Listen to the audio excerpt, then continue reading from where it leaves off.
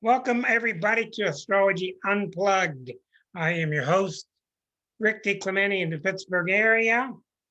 Tonight, I do this about once a month or every 2 months. I catch up to date on the people who are loyal and they come and they attend these meetings, and I update their charts for them. And it really looks like, when I do so, it looks like I'm doing it, but it's not me. Something puts them up front, some energy guides them to the first position. And I don't know what, it's just all part of the given here.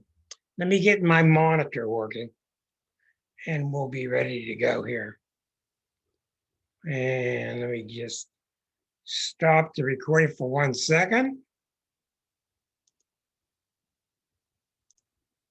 Anyhow, we're rolling now. Welcome aboard. Tonight, we're going to be talking about different people's charts. And don't take it lightly, because this is how you learn. You dip into people's charts and you see what's happening. And because of that, we're going to start with Giuliani. Isn't that something? I found out that my grandmother's maiden name is spelled exactly the same, but I'm not responsible. Nobody broke into my house this morning. Thank God. Mr. Giuliani is spelled the same as my grandmother in Italy. So let's go to Mr. Giuliani. I'm showing his chart for a reason. We're not looking at Brooke yet. We're going to look at, okay, here's Giuliani's chart. There it is. Okay, I'm not going to go into great details except to say, you'll notice that this guy has a birth time and he has 4 planets in Leo and he has Neptune rising. Okay, now when Neptune is rising, it's very, very powerful. And what stands out already is that Neptune rising, Saturn's on the midheaven, you got 4 planets in Leo. First of all, when you have 4 planets in Leo and you are a male species, it takes tremendous amount of effort to not become really arrogant. Okay, when Neptune is rising, very, very difficult to live with. And a lot of people look as if they've just seen a ghost. People say that about Neptune people. When Neptune is rising, it can bring about many, many different manifestations. A lot of people live for the limelight. They go to Hollywood. They want to be a photographer. They want to be a filmmaker. Those are Neptune things. But in Giuliani's case, you saw what made him, quote unquote, was 9/11. Well, the reason I'm showing it to you now is not because of his birth chart. It's because what's happening to his Mercury. Okay, let me explain this to you. Okay, you see in his birth chart, here's his Mercury at 12 degrees.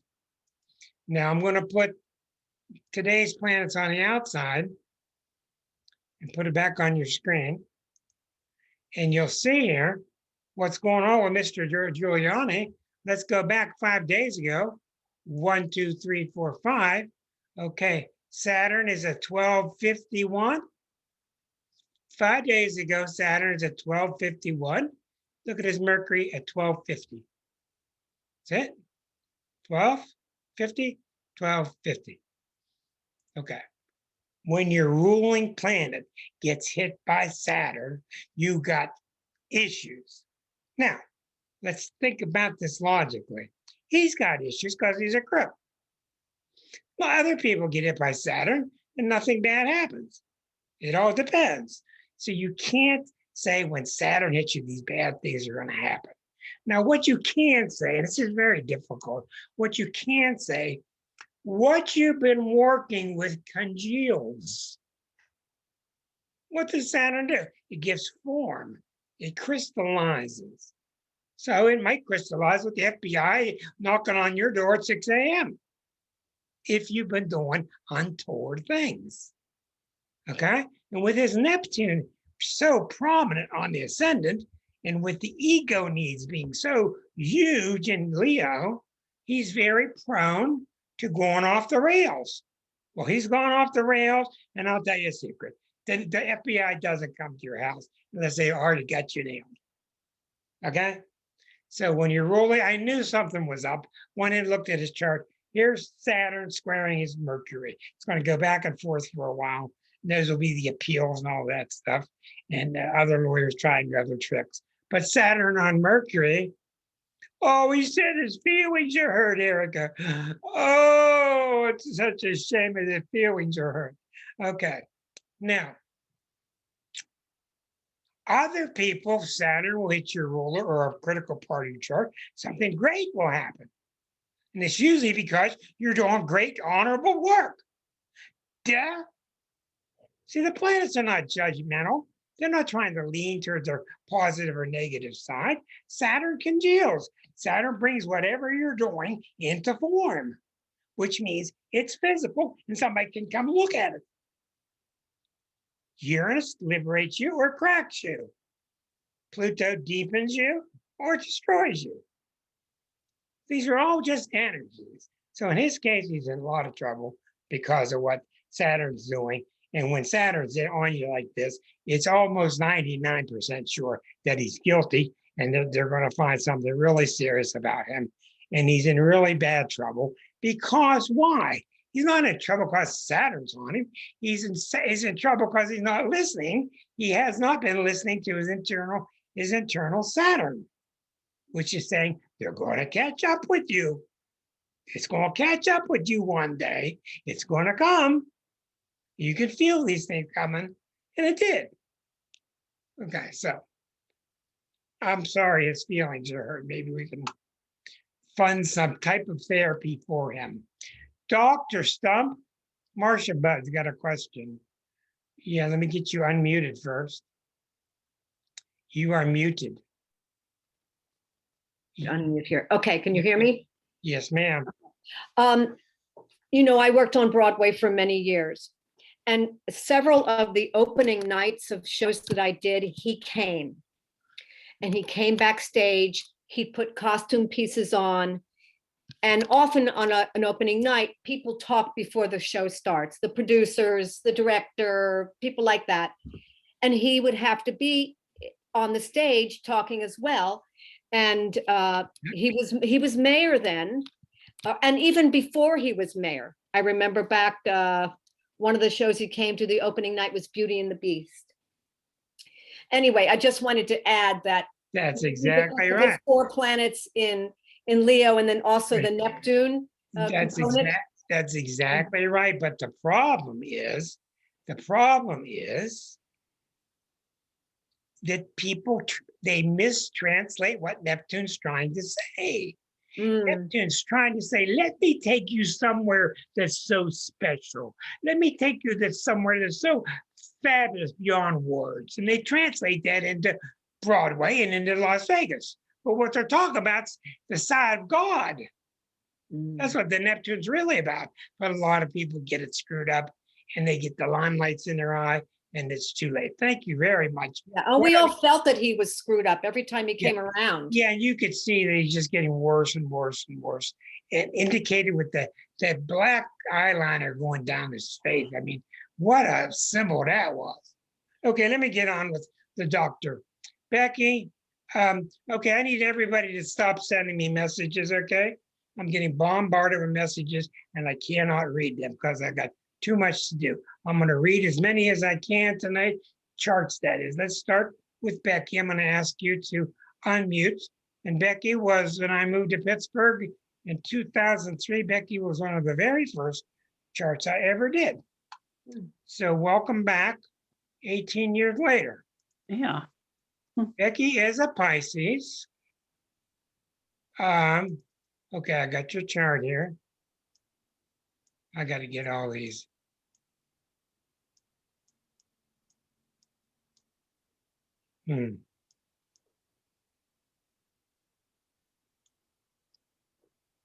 There it is. Okay. Okay, Becky, we're going to work tonight by going to the main things. You know, I don't have the time to serve everybody. I'm going to go to the main things. And let me tell you what's basically going on with everybody. Okay, in everybody's chart, what's basically going on right now is Pluto is sitting right here, about 25. There's your answer already. And Eris is sitting at 25 here, 25 here, 25 here. That's the story. Okay? That's the story. Even if Chartists won't talk about it. They're incredibly explosive planets, and they're duking it out right now. Eris at 25 Aries, Pluto at 25. Now with you, what's interesting about your chart here, Becky, and you've taken class from me and from Liza before, I remember. Yep. Your chart's based on this. Do you see? You have a crooked Grand Cross, which means you don't have a Grand Cross that's real powerful. The orbs are too wide, and therefore your Grand Cross is not as troublesome as it is in my chart. And you'll notice you have 24, 20, you have 27, you have 25, and you have 1. Okay, so it's a little bit off center. So therefore you don't get hurt too much by the Grand Cross, but it's still a Grand Cross. And one of the bases of your Grand Cross, notice that your chart is like a kite with the 2 wooden pieces that you put on the kite. Yep. Okay, here's the vertical one. It goes up and down. Here's the one that goes across. And that's always with you. And Pluto's sitting right there right now. And for another year. And Eris is sitting right here. So what it means to me is this. We're going to talk about what that means to you natally. And I may take more time on you than some other person because it's so important that people see the energy displayed. A person who has a weak history of spiritual development, which is not you, a person who has a weak character, which is not you, is going to have a hell of a time with this kind of transit. It could even kill him or really incapacitate him. But with you, what will happen, even though you're getting hit by Pluto and Eris at the same time, it's more likely what I'm going to predict here that you're going to have a little bit of stress and a little bit of hard decision making. But I think you're going to come into your own because I've coached you for 18 years, and I've watched these planets become stronger and stronger and stronger in you. And in other words, the Pluto Eris that's on you right now is on everybody. And that's what we've been talking about for weeks, that surging need to become more powerful and stand up to injustice and stand up for things that aren't fair, etc. It's becoming really powerful in us. Well, I think it's peaking for you. And I think what's going to happen is I think you're going to start getting rewarded for it. You're going to get promotions for it. You're going to get noticed for it, etc., etc. But who's the people in the zodiac that don't want to be promoted? Yeah. Virgos, Pisces, Capricorns. Oh, Yeah. go on. Oh, go on. Oh, come on. Come on. So people stop trying to compliment you. So you got to be really aware that the universe is trying to hand you a trophy right now, and you might have a strong tendency to say, "Oh, go on, I won." The universe will listen to you instead of saying, "Yes, I am worthy of that. Thank you very much." Okay, Pluto's on your Venus now. Let's look closer. All right. So I'm glad Dr. John's with us tonight. Here's the base of this Grand Cross. You got Venus in Capricorn. You got Venus opposite Uranus, which is the flirt, by the way, which I don't see in you, but it's definitely the flirtatious energy in astrology, and it makes a T-square to Neptune. So what this means to me is very simple, that through your past lives, without even going into your past life chart, when we look at Venus opposite Uranus with a T-square to Neptune, what happened to you in your past lives? You brought it into this life to accentuate it and to solve it. And I think we're at a solution point tonight, or you wouldn't be on the show. Cool. You haven't seen me on the show in 2 years anyway. Okay. I'm working. I know, honey. Venus is opposite Uranus. Okay. What this tells me is that in your past lives, you've been very flirtatious. Now, that has many connotations. What it can mean in a lot of ways spiritually is that you've been running with the crowd. You've been very social. And a lot of the times you were social to the point just to get some sense of self that you were ignoring your real personal growth. Yeah. Okay. And notice the T-square goes to Neptune. So you come into this lifetime, Venus opposite Uranus, T-square to Neptune. So what you've been trying to do in this lifetime, you've been trying to solve. And remember, this has nothing to do with anybody's opinion but your own. You've been trying to solve what you thought was this flirtatiousness or this excessive socializing at the same time that you're ignoring your true growth. And in this lifetime, you said, my God, I'm not going to do that. I'm going to put a T-square to Neptune. So that's why in this lifetime, every time you've tried to get time off, and since I've known you, you've been unable to get any time off to comb your hair. Damn straight. You know, you've just been under the gun for so long. Well, what's happening now is what your chart is saying. Number one, it's up to you. If you want to keep being a slave driver to yourself, it's up to you. Nope, June 1st. Hello. Hello, we're talking retirement. Hello. And Well, it's up to you. Number two, how long you want to play martyr. It's up to you. And the Pluto's on you right now, and the Eris is on you. And what it's saying to you is, I would rather, Pluto and Eris are coming through you, and they're coming through at a high dimension, and they're coming through and they're saying, I would rather live a high dimension life, which means being very purposeful to people on this planet, being purposeful with myself, but I'm not going to obliterate myself with this oversense of martyrdom. all right.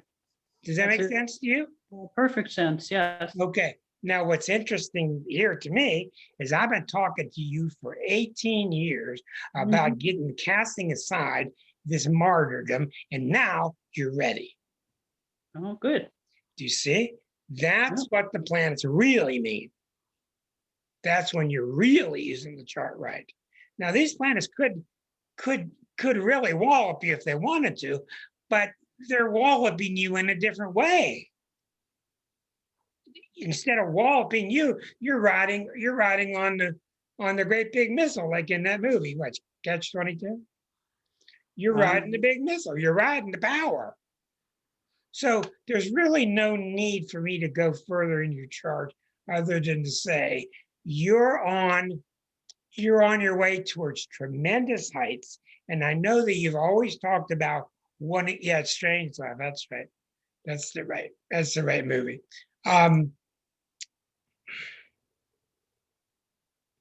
You're on your way towards tremendous heights because you have done the work. And part of that work that you had to do, which was very difficult with all that Capricorn and Pisces, you had to do some slave work, which was really tough, questioning whether you deserved it. Do I deserve it? Do I deserve it? You had to beat all those demons. That's a hell of a thing that you've accomplished. Thank you. Well, I think you damn well deserve it. And I think we should all go, hey, for you. Yes, we do. And I don't know how it's going to manifest exactly on the physical level, but what I can say with intuitive strength here is you're going to get what you wanted. And what you've been wanting all the time is to work in the medical field, but to work in a holistic sense where you're appreciated in that dimension, and you're not going to have paperwork dragging you down like it used to. Someone else is going to do it for you, but you're going to get what you've been wanting because it's all been manifesting because you've been doing the work. That's what I think. Dr. Becky, that's what I think. That sounds absolutely perfect for the moment. Wonderful. Now let's talk to your daughter, Brooke. Brooke, put your face in front of the camera, Brooke. I haven't seen you in 200 years. 200. I know you're a Virgo. Hi. Take a look at your chart. That's really, really good news for you. Becky. Okay, Thank you. here's Brooke's chart. There you are. Good to see you. Okay, let's take a look at Brooke's chart now.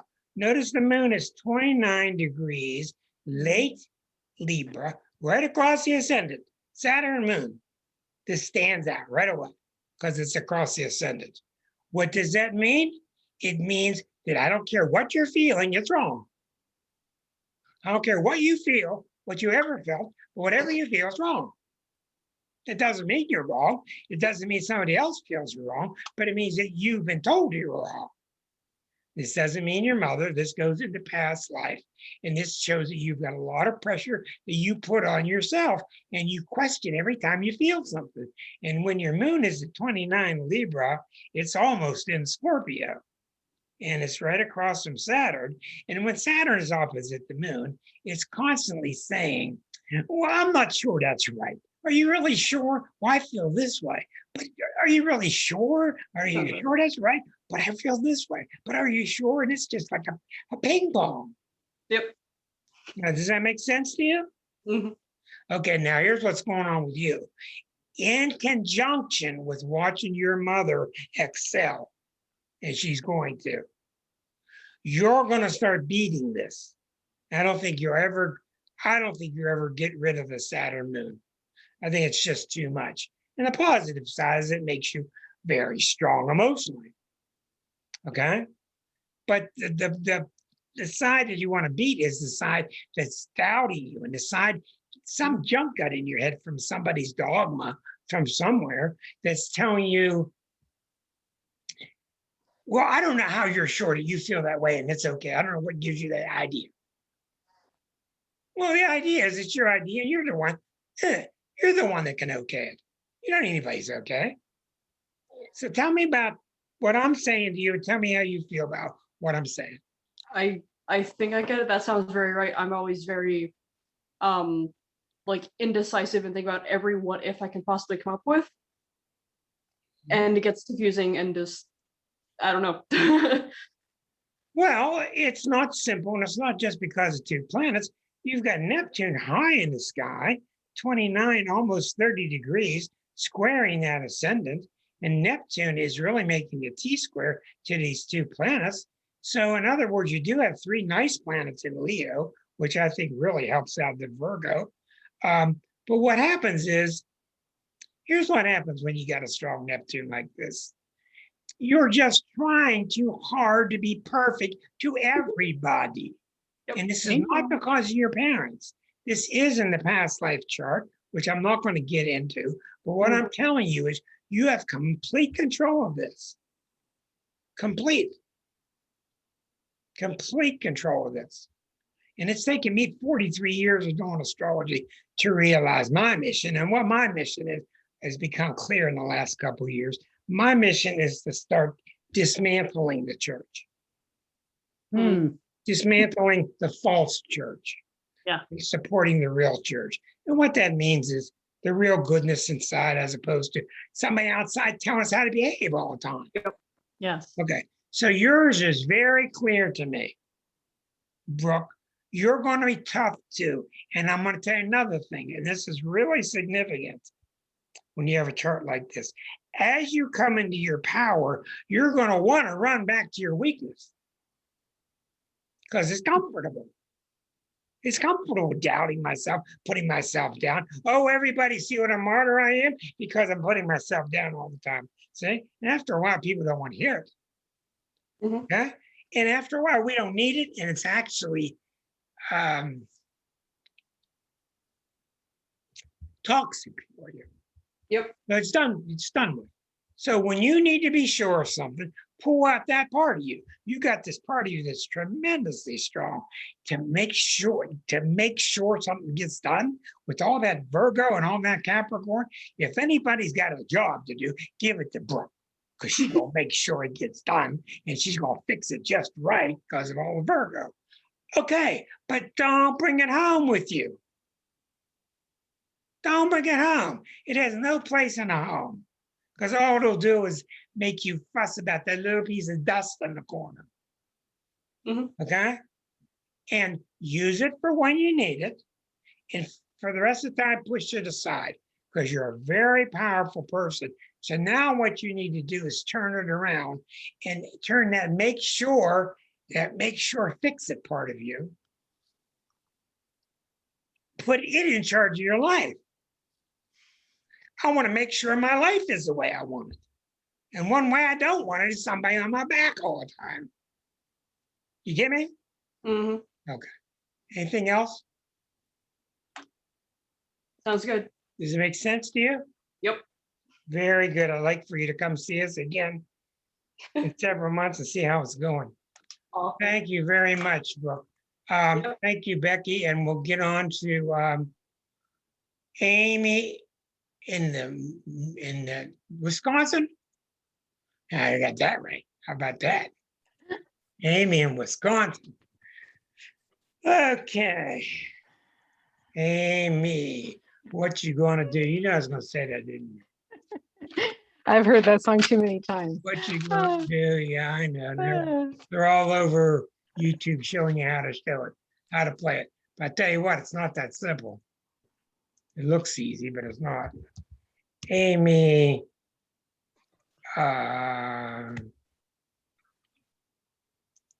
okay.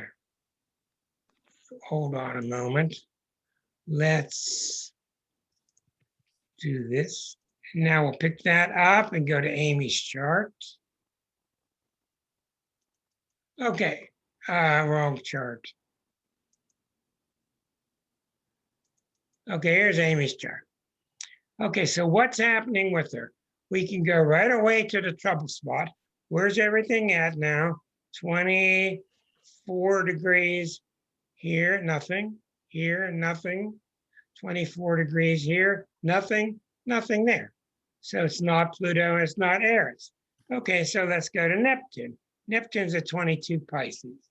Neptune is 22 right here. Okay, so we see that Neptune's just gone over your Mars. That's definitely worth talking about. And Uranus is now at 10 degrees of Taurus. Uranus is at 10 of Taurus. Okay, Neptune's just gone over your Mars in the 7th house in, I'm sorry, I got the wrong planet. Neptune is up here in Pisces, not there. Neptune is here.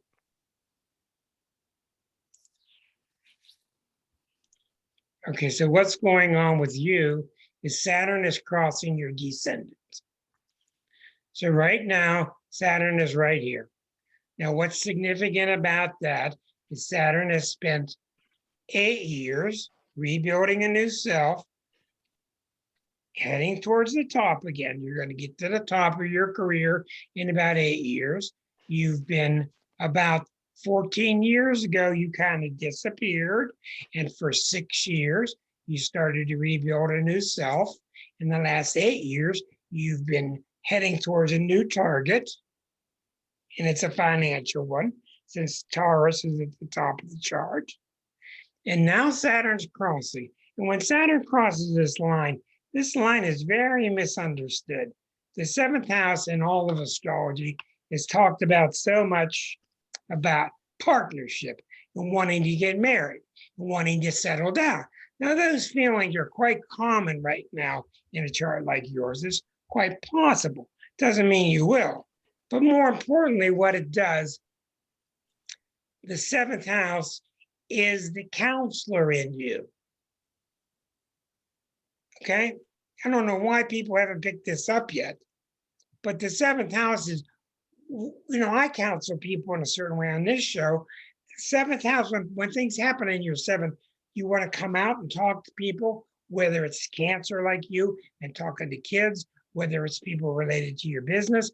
There's a need to be guiding and to be teaching and changing the role that you play in public.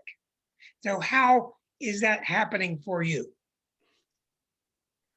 In multiple different ways. Actually, I'm part of a mastermind group, and we just some of my perspectives, we've been going back and forth, and they're just like, wow, I never thought of that. So we're teaching each other at a higher level.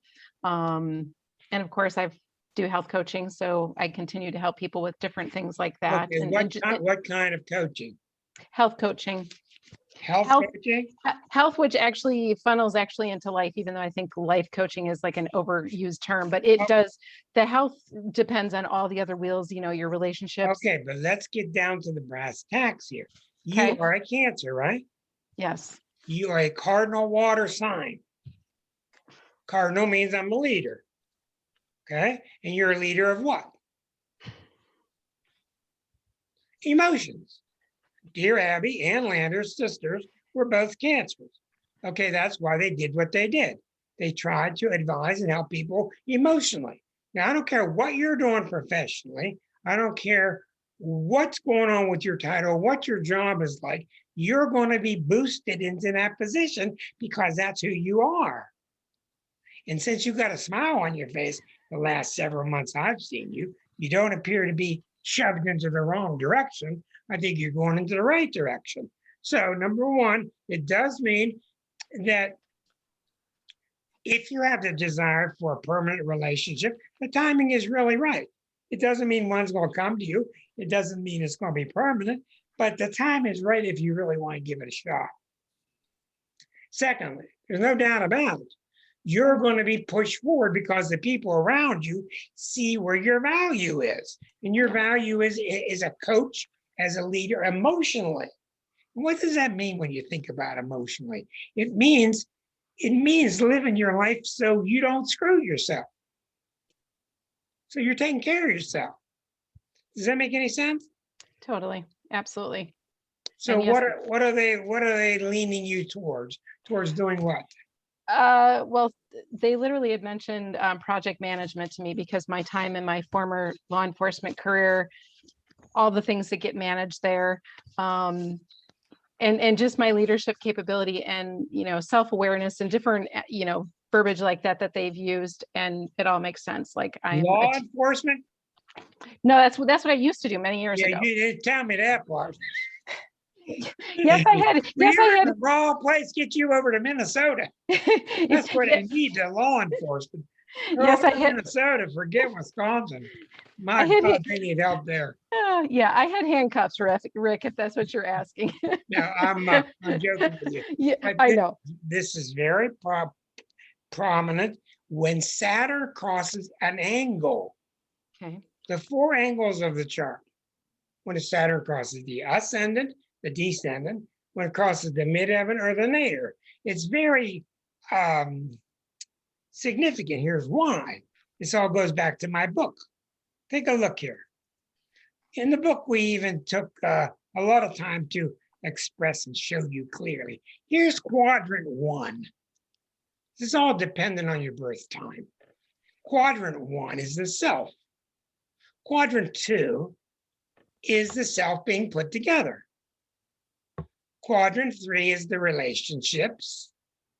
Quadrant 4 is you and the world. Now, we all have it at different spots because we have different kind of rising signs because of our birth times. Now, you have Saturn going from 8 years. It's just been 8 years preparing. You've been preparing for 8 years to take on this new Saturn just crossed into this quadrant. What does it mean? What does Saturn do? It makes sure, what's the quadrant about? Relationships. So you're now ready to take on this new personage, this new person out there talking to people to make sure people do it right. Okay? And when there's a Cancer tint to it, it means that you treat people sensitively. That's what it means. So the difference is if I talked to you 2 months ago or a year ago, I'd be telling you you're getting there. But I'm telling you now, you are there. Okay. That's awesome. I've arrived. Well, you really haven't got to. Let me give it to you exact. I'm a little premature. Saturn's at 10. This is at 12. So let's put the two charts together and watch what happens here. Yeah, you're arriving. I was a little premature. Okay. Now let me show you how this works. Okay, here's the outer chart. Okay, I am wrong. I was wrong. Okay, Saturn has crossed. Saturn has crossed 13. Okay, so let's go back in time. 12, 17. So there. Saturn crossed on April 14th. So around April 14th, about 2 weeks ago, something happened in this arena. And if you're shaking your head, what that does is it validates your birth time. At 8:14 birth time, it tells me you're probably within 1 or 2 minutes of accurate, which is really, really good. So again, we see a third person in a row that's in good shape. And what this means is you rebuilt yourself, you did the hard work to get ready for this new position. Now what's going to happen is you're going to do this hard work and you're going to have a lot to do with relationships with groups, interrelating with groups, etc. And you're getting ready to go to the peak. This is the throne. You'll be at the peak of this in 6 years. Okay? And that's when they hand out all the gold coins and stuff. Okay? Awesome. Thank you so much. You are welcome. Let me get ready for the next person. Okay, we're ready for Margaret and her chart. I have a question. When you bring it up, it says Yeah. Marshall, Wisconsin. Is that Marshall, Minnesota is where I was born, Wisconsin is where I'm living now? Well, that's a mistake in your birth chart. I'm glad you told me. Let's get that fixed. From years ago, that's a mistake. Marshall, Wisconsin. It's Marshall what? Minnesota. Yep, that's a mistake that I made. So it should be minor differences, but I'll make note of it. Okay. Okay. All right. Now, in your chart, what do we see? 3 Leo planets. This is really powerful. Venus and Mars, 18 and 19. Venus and Mars are extremely, extremely magnetic and charismatic when they're both in Leo. Okay? They're what? They're 11 degrees apart. Venus and Mars, yin yang. That's what Venus and Mars are. What's in the middle? Pluto's 6 degrees this way, Pluto's 5 degrees that way. So, my dear, you have Pluto at the midpoint of Venus and Mars. That's really, really powerful. That makes you really super magnetic. Okay. Now, what? For what? Hold on just one moment now. We go downstairs and we look and we see a moon in Scorpio. Is there any more magnetic place than the moon in Scorpio? Okay. So we got somebody who's telling us that she doesn't know what all this power is for. This is super, super powerful. I think Barry Bonds has this.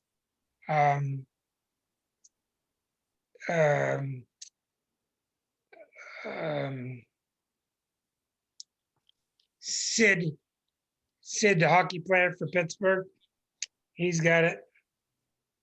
Okay, this is very powerful and it's square. 29 versus 29.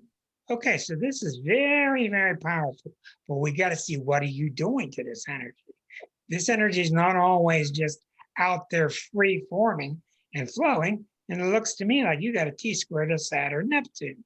So what do you got here? Sid Crosby. Okay, Uranus is 22, widely opposite Chiron, like everybody. And the T-square is to Neptune. Okay, this is very, very difficult to translate. In the 50s, a lot of people had this. 1950, 51, 52, a lot of people had this Saturn-Neptune conjunction in Libra.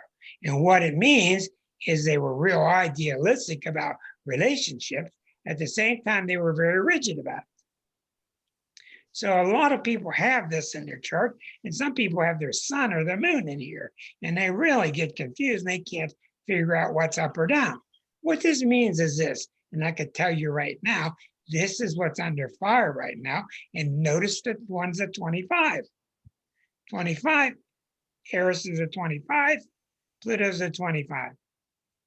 So this Saturn is getting blasted. Okay, what does this mean? All right. Your chart has tons of charisma because it has tons of charisma.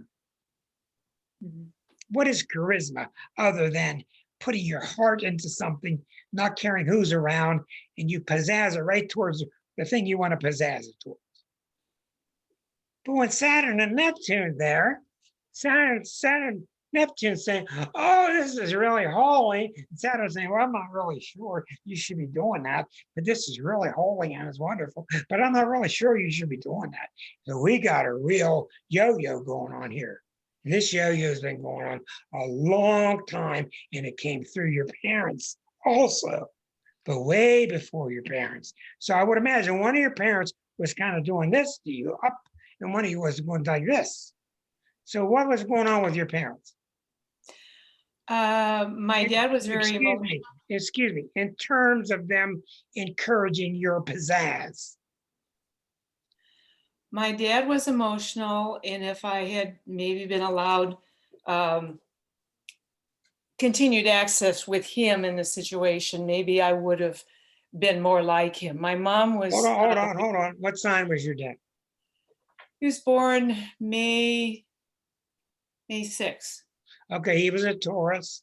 He's no longer with us, No, but he was not real supportive of you. no, he was ultimately. I went into school and wanted to take a career that he thought I would be better getting an MRS from a standard university, and that's not what I wanted. And he Okay. did. All right. Yeah. What sign was your mother? April 5th. Okay. Well, how did she feel about supporting your pizzazz?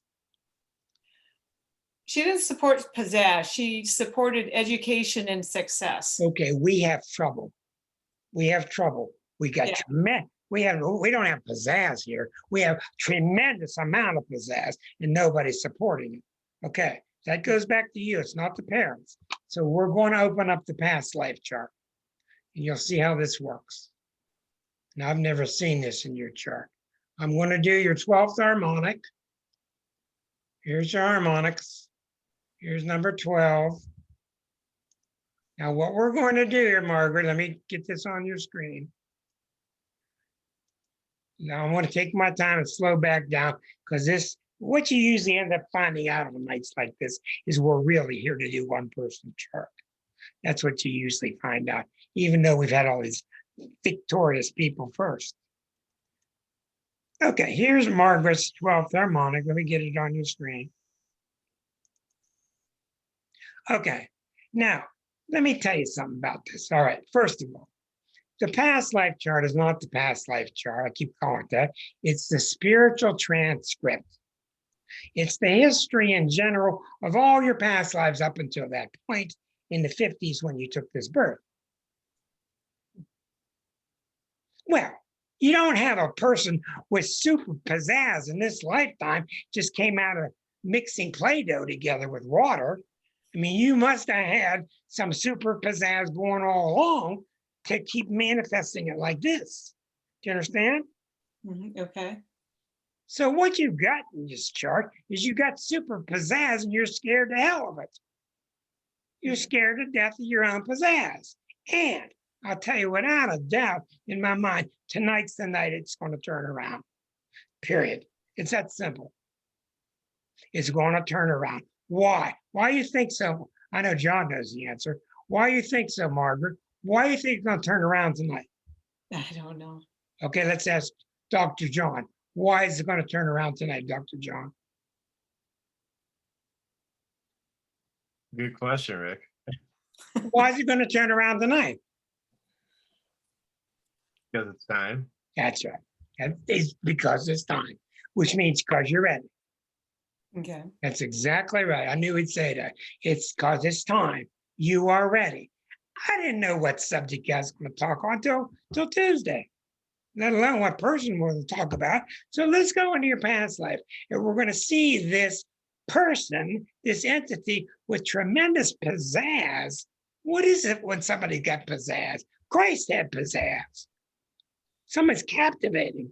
They're just on to something that's so phenomenal. They're vibrating with it that you can't stay away. You just have to hear them. There's certainly Jesus at it. Well, you got it too, but you got the doubt. You got it? Do it. I got it. No, it ain't. Yeah, I do. No, I don't. Yeah, I do. No, I don't. Yeah, I do. No, I don't. And I can guarantee you most of your childhood went by with this kind of thing. I got it. No, I don't. I got it. No, I don't. I got it. No, I don't. And it's going to look like, it looked like during your childhood that it was the parents fighting. Had nothing to do with them. Not really, it was all going on inside. What I'm saying to you now, because of the position of Eris now, in the position of, I'm not taking any more shit, that's Eris. In the position of Pluto right now, I've got the power. I think you're ready to own your pizzazz and put the Saturn and the Neptune secondary. That's what I think is happening to you right now. Matter of fact, I'm sure of it. So Okay. tell me what you think. Interesting. I mean, It ain't interesting. What is it? well, I had a passion It ain't and I've interesting. been looking for a new passion and I just haven't found anything that has accomplished or that it does it for me yet. We're going to spend a lot of time with Mark because this is really a powerhouse example of a chart. Okay. Okay. When people tell me that they don't know what they want to do, you know what I do? I say, yeah, you do. Then they go, no, I don't. Yeah, you do. No, I don't. Okay. Now I have found that they finally come around and say, yeah, I do know. You know, and it's something off the wall, and you go, yeah, and they say, that's what I want. And I say, go do it. Fine. The exception to the rule, Margaret, are people with strong Neptunes, and you got it. And the reason people with strong Neptunes have a hard time, and this is my opinion, is here's what I think of it. Neptune is so cloudy and so dismissive and it's so pervasive and it's so big that God knows, I'm going to use my phrases. God knows anywhere he puts you, you're going to do the right thing. So he's not going to make you a specialist. Other people, he will. He's going to make you a generalist because he knows anywhere he puts you, you're going to put that pizzazz to good use. What does that mean?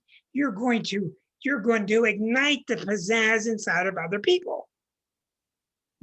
True or false? I don't know. Oh, come on, Margaret. I'm not going to do all the work here. Do you ignite the pizzazz in other people? I don't know if I do. Okay. So we got to really explore I it. haven't been around a lot of people the last year. I to ignite. we've all been COVID. I understand. But let's go dig into the past life and see what we're looking at here. Okay. Here's the 12th harmonic. What do we see in this chart? Moon, Mars, and Pisces opposite Chiron. We got a bucket pattern to the handle, which is Eris and Cancer. Okay. This is really powerful. This is somebody throughout their lifetimes who really spoke their mind, third house. Eris is opposite Pluto. Eris is opposite Neptune. Let's keep looking. Jupiter's at the midheaven. Saturn's at the top. Okay. So what do we see here? We see somebody that put 3 planets in the 8th house in the past lifetime in Sagittarius. So that means in the past, through your lifetimes, you were not afraid to jump into the occult. You were not afraid to jump into different religions, to study different things, to study with shamans and all that. You were not afraid to do it, and you did it. And that's where you got your pizzazz from. But somehow it looks to me like Saturn did a real number on this chart in the past life chart. And what I think happened was somebody got a hold of you. I don't know who they were, the priest, the mayor, the town leader, the family, whatever. But they embedded in you that your magic's no good unless you give it to people. So they caused you to start devaluing your own pizzazz. You had the pizzazz, but it's not fully developed until it's expressed through the community. And they taught you that it ain't any good unless you give it to other people. You can't do something for yourself. You got to do it for other people. Now, does that ring a bell with you? Yeah, in a form, yeah. Okay, tell me about how you're feeling about what I'm saying. Well, interested. I mean, it would be, I think like I said, I don't know what the new passion would be, but whatever it is, I have to feel that I'm good enough at it to, Okay, let Make me it work. ask you a question. uh-huh. Where did you get the idea it had to be new? I'm sorry, what? Where did you get the idea that it had to be new? New? You said, I don't know what this new passion is. That's true. Well, the old passion is I'm retired and I can't go back to that. So, Okay, what we have here is a big, big time difficulty with Virgo shoulds. When you have a lot of Virgo, you take it for granted, but you're just filled up with all these things you should do. mhm. What is it like for you to say, okay, I'm gonna take all this stuff, set it aside for a moment. I'm gonna go out and do some of the things I want to do today. What's it like for you when you do that? I have fun. I enjoy it. Okay, good, wonderful. That's really good. And what are the kind of things that you like to do besides the shoulds?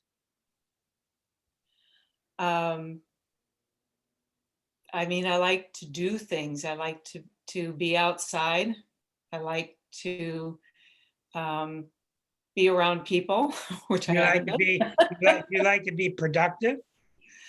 Yes, I do. That's real, real important. I usually like to have a goal, something to work towards, something to learn about. Be But productive. it has to be something that doesn't necessarily have an endpoint. It's one thing to work towards something and then you reach your peak at it and there's nowhere else to go, and then I get bored and lose interest. So I need something that kind of keeps growing. I'm not going to try to pick out what it is, Erica. What I'm going to say to her, what's happening here is the Virgo, you've heard me on the show for years. The Virgo Leo fight is it's at a peak here in this chart. The Mhm. Virgo, I can't just go put a lampshade on my head. I got to do something productive. And the Leo part was, I don't want to behave all the time. I want to do something that's colorful. Well, you can't get away with that. So the Virgo Leo have to learn to coexist. And I'm suggesting to your Virgo, which is so full of Neptune, I'm suggesting to you that you've got so much talent, you have so much pizzazz that you're sitting on. And you're sitting on it because you've been taught through somebody, it doesn't matter, there's no judgment, but you have been taught by somebody to use my fire is not right. To use my fire is improper. To use my fire will lead me away from the things I should do. That's the issue here. Hmm. And what's changing in your chart now, because I knew it's changing tonight. What's changing is you're going to start looking closer and looking with a more fine eye towards what I want to do. Well, most of my clients are Virgo women. Most of them. Why do they come to me? Because they want to stay close to goddess energy. They really are dead unless they feel they're doing what they should. They feel terrible unless they're doing what goddess wants them to do. And I didn't say God, I said goddess. Mhm. It's a goddess energy. So what you may be surprised to hear, Virgo people are given the key to the castle. When I tell them, go do what you want, you're allowed to. They go, I don't have any power. I can't give you permission. So almost every Virgo that comes to me is looking for permission to go be themselves. That's what Mhm. they're looking for. They're looking for the outside world to tell them they have permission. And with an Aries and a Taurus parent, you're not going to get a lot of depth in these extremes, I don't think. So I think what's happening, especially with Eris involved here, and then we'll move on. What I think is happening is you're starting to get that internal, okay, but I want to go do that. I think I'll go do that. What I'm saying to you is, I think you're 2 steps away from finding out what you need to do. The first step is to get yourself free first. Mhm. Okay? Okay. Does this make any sense to you? I think so. Yeah. Yeah. I think I'm coming up on the end of a 5-year repair and rebuild. Good. Very good. Well, the main thing is, I think In several months' time, you're going to look back and you're not going to believe how you held yourself back before. You're going to become much more free to let that out. And when you have pizzazz like Pluto, Mars, Venus, when you have pizzazz like that, you don't even need to ask questions. Just go do it. It's so powerful. People are going to pick up your charisma from you. Okay? And you got to get that Saturn and Neptune to stop fighting. Well, it's real. No, it's not. Yeah, it's real. No, it's not. It's real. No, it's not. Yeah, it's real. No, it's not. I have faith. No, I don't. I got faith. No, I don't. That's what's going on in this chart. And it's not you, dear. It's very common. This is very common how we've been raised. So good luck with that, okay? Thank you. Yeah, best of luck to you, because it's going to be interesting to see how that one goes. John Hayes. John, here we got you now. Here's your chart next. We're going to check you out. All right. Now, we've talked a little bit about this chart recently. Waiting for it to paint. 1, 2, 3, 4, 5 planets in Gemini. Pluto rising, really powerful. Within 2 degrees, 2, 3 degrees of the ascendant. So this is very much a Scorpio chart because of this. Big T square. Now, when you do a T square like this, you got to really concentrate on the degree. 27 degrees, 5 degrees. That means the midpoint is about 1 or 2 degrees, 1 degree of Cancer, which is, there's nothing there. So the real midpoint, the real expression of this opposition is through the Jupiter. Okay, so when you got a really powerful Jupiter in Gemini, and you got Jupiter in Gemini, your sun sign, and you got it next to your ruling planet in Mercury, what this means is you've got this tremendous need to just learn everything. You just want to go learn that and learn this and learn this and learn that and travel here and learn this and learn that. And the more groups that are involved, the better, because it's all in Gemini. It's in the 11th house. This sound like you? Yes. Okay.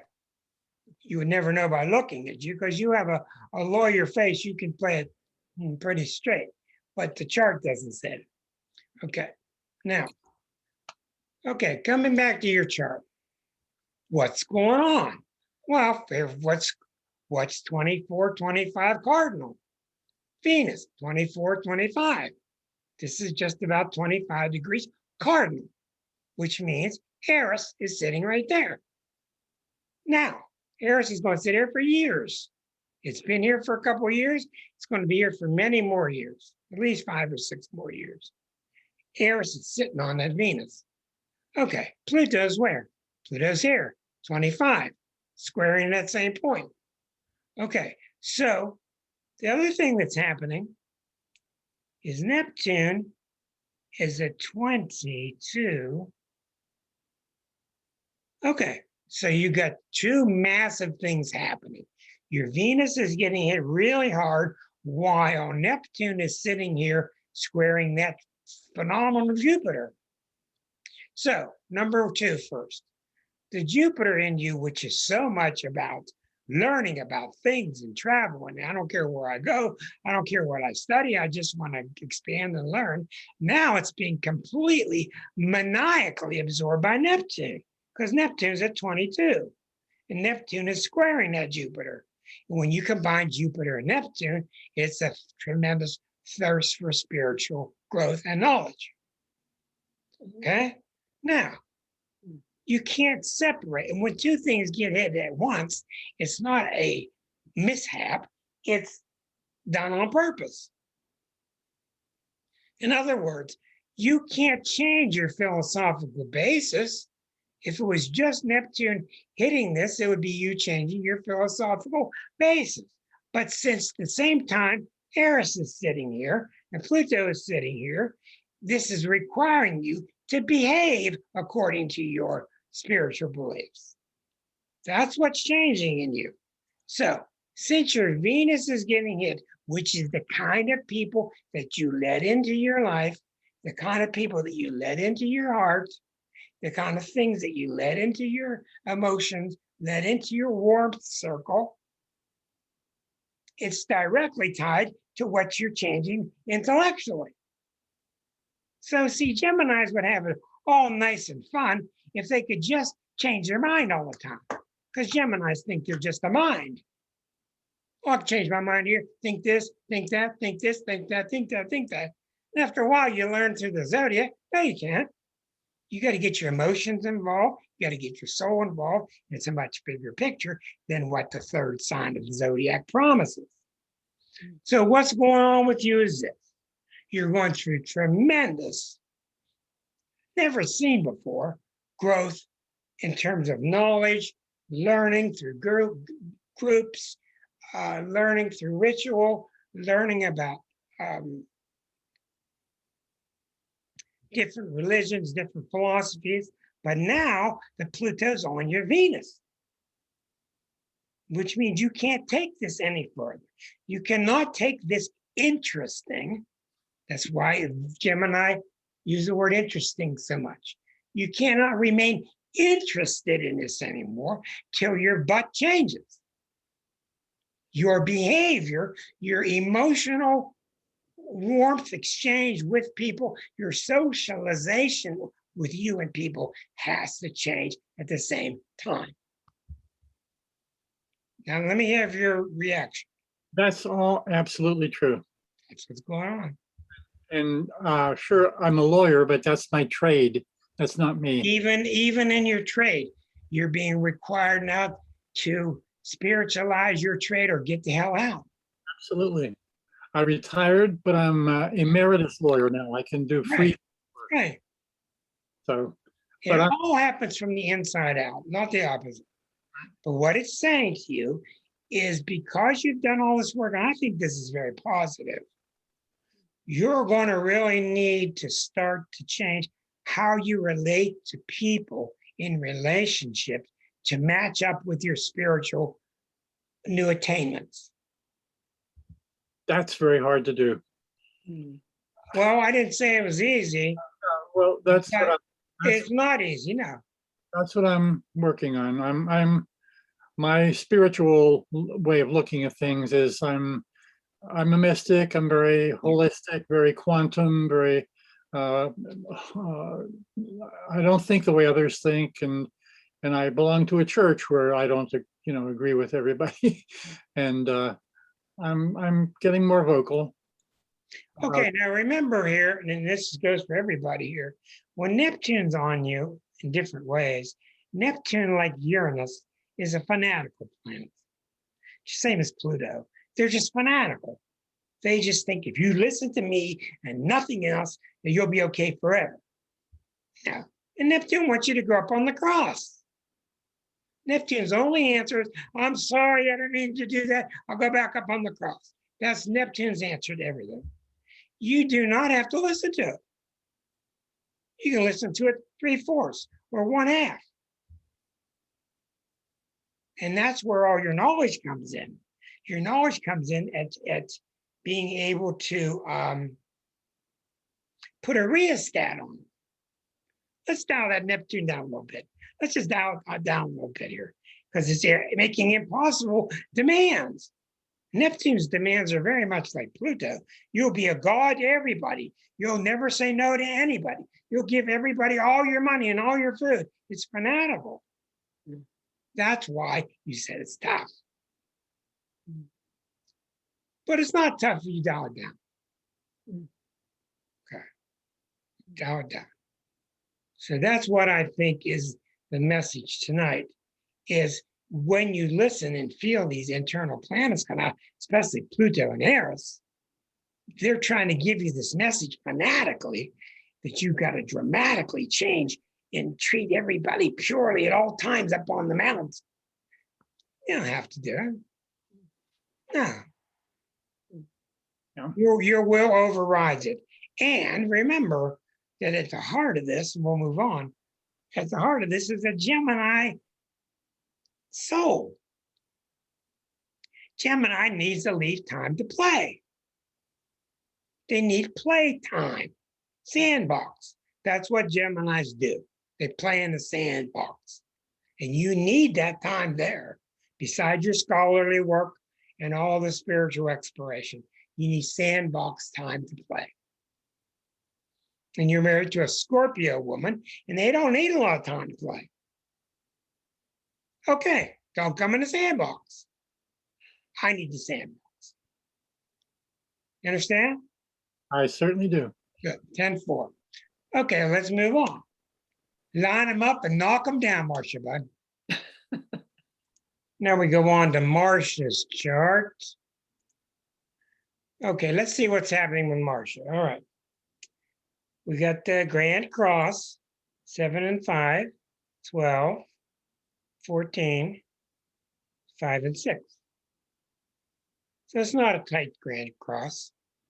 It makes it a Grand Cross because there's 2 crosses, 4 squares. In this case, there's 1, 2, 3, 4, 5, 6, 7, 8 planets involved. 8 planets involved in 1 square, 1 Grand Cross. This is called a Grand Cross. It's also called a Grand Square. Okay, what's happening? You see anything around 24, 25 cardinal? This is why I keep pushing you people to understand what are the cardinal signs. Libra, Aries, Capricorn, Cancer. Those are the cardinal signs. What are the fixed signs? Taurus, Scorpio, Aquarius, Leo. What are the 4 immutable signs? Pisces, Virgo, Sag, Gemini. You have to think in those terms. You just have to think in those groups of 4. Okay, right away we know Pluto and Eris are all over you because Pluto is at 25 of Capricorn, 27, almost 27 now. And it's squaring that Neptune at 21. That's a little bit too far. Good, so I'm a little bit off on that. Okay, so Pluto was here. It's gone past that point.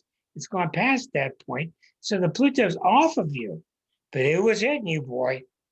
For the last several years, Pluto hit you good because it was going over the sun. It was squaring the Saturn, the Mars, and Neptune. It was opposing Uranus. It really hit that grand square heavily. And you probably felt like, my God, when's this going to end? Okay, so Pluto's gone. In effect, it's not gone, but it's much milder. And your Eris is now up here about 25. So the biggies are off of you. Okay, so where's Neptune? Neptune's at 22 of the mutables. 22 here, nothing here, nothing there. And Saturn is 10 Taurus. Saturn is 10 Taurus. And it's just getting off your moon. And Uranus is 10 Taurus. Saturn is 13 Aquarius. Okay, so Saturn is 13 Aquarius right here. Okay, so you should be feeling like a lot of the really heavy stuff has passed. And when that happens, when the biggies leave, there's always this going on. There's this you don't trust it. You just had your butt kicked so much, you just keep looking around. It's not there. It's over with. And what that means is what you're getting now, if you're getting stress, is not coming to you personally. It's coming to you from the collective. Okay, and the collective means I see all these people sitting on each other till they die in the streets, and I see all these maniacal things going on in the world. What am I going to do? How does that impress my life? But that can't be confused with all the personal stuff you've been through. And as you see, Pluto, Eris, Neptune, Uranus, Saturn, they've all moved off of you. And that's the advantage and disadvantage of having a Grand Cross. It's feast or family. You either get it all at once for years, or you go through years of nothing. Okay? Does this make any sense, dear? Okay, so not to be glib about it, what it does allow, it allows you some time to breathe. It allows you some time to learn from these new manifestations and start thinking of ways that you want to put it into play. One of the things that's become very clear to me as you graduated your daughter, as you finished on Broadway, as you got into more and more healing, the thing that's really clear to me is that you've made that shift, like so many people, into a permanent state of being a healer. Okay. Now, what's happening with the healers now, and this is really vividly clear with all the needs of the collective, you're not going to be doing the one-on-one, not like with the massage and stuff. Maybe a little bit here and there, but you're going to be teaching the teachers. You're going to be more emeritus like John and like me. You're going to be teaching the teachers because the teachers need it. The teachers need to be refined. And having a Capricorn teachers, you know, they're one of the best in the zodiac. These making sense to you? Yes, I definitely feel the shift. Yeah. Away from those big planets. Yeah. I mean, there were many things happening, but so can I expect that again, though, for that to go back to that? You will never ever have anything like that. Okay. Not if you're 150, you'll not have anything like it. Because you had the two massive planets going over two corners of your grand square at the same time, and tough ones. When was that? I would say since 2008. Okay. I would say 2008 through about 2019. That whole period. Just feeling like, oh my God, what I got to do. What I got to do. Now what you'll start to see, and we go into a different dimension now, what you'll start to see, the planets will start working with you more obviously. And it's not that they're more favorable towards you than they were before, like some people think. It's that you have become them. You have allowed them to permeate through you. You have owned them. That's what astrology is about. These new shoots coming through. Are you going to own it? Or you're going to fight it. And man, you're in trouble when you fight it. So you're in good shape. It looks good. And when I say these types of things, you can pretty much take it as a parallel to your health also. Your health is definitely related to the stress that you feel from these planets. Okay? Okay, thank you. Well, you are certainly welcome. Let me try to get on with one more here. Hold on. You're all being so patient. Okay, let's look at Erica's charts. Oh, right now. Okay, cool. Yeah. I've got a lot going on. Well, let me see here because ready for Erica's chart. Okay, Erica the Taurus. Okay, Erica has a very unusual chart in the sense that the Neptune is so powerful. It's so powerful here. So we always keep an eye on that. Plus we got a very dominant T-square, Chiron to the sun, which is close. And in this case, when you have 5, 6, 7 degrees, you go to the point opposite that's 5, 6, 7. So there's no point at 5, 6, 7. So we're really looking at the midpoint between Saturn and Pluto. Midpoints are a big deal. That's what this box is about. Midpoints are a very big deal. Midpoints are where the energy of those two planets meet. They're a great big deal. So, in essence, what we have in Erica's chart is the sun is opposite Chiron with a T-square to Saturn Pluto. Okay. Now, Saturn Pluto is very, very tough and it's very special in Leo. I've found people born in 1947 all have this. And boy, they're tough. If you were playing a football team back in those days, You don't want to play the kids born in 47 because this is really tough energy. This means they're really, you don't back them in the corner. If you get mad, don't back Erica in the corner. Whoever you are, just don't do it because Erica is a tough. All right, so what do we got? We start at the 25th degree. Make sure we're recording, and we are. Start at the 25th degree of cardinal. Okay, that's here. Nothing there, nothing there, nothing there, nothing there. Go to 22 Pisces. Okay, that's just got hit. That's going away. Now we go to the 10th degree of Taurus. So she has Uranus just coming off the sun. Now that's very, very important.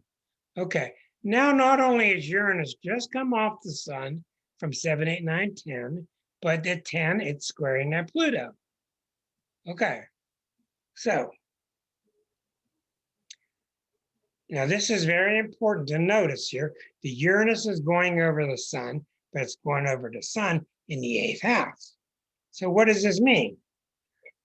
What it means is, at a very fundamental level, this is my last reading. At a very fundamental level, Erica, you're going through a lot of change between two things. Who am I? Who am I when I'm with you? Who am I? Who am I with all my obligations to people? Who am I? Who am I with when I'm with my husband? This has nothing to do with getting along or not getting along. When Uranus goes over something, what does it ask you? Change. Change is general. Yeah. Oh, are you really, are you being the real you? Exactly right. That's exactly what it's saying. And when it goes over, it can feel very selfish. But see, you've got a little bit of selfish planets in you with your Leo and Aries. So I don't think you're going to notice it that much as a selfish energy. I think it's really good for you. But somebody who's really selfless can experience Uranus as a selfish energy.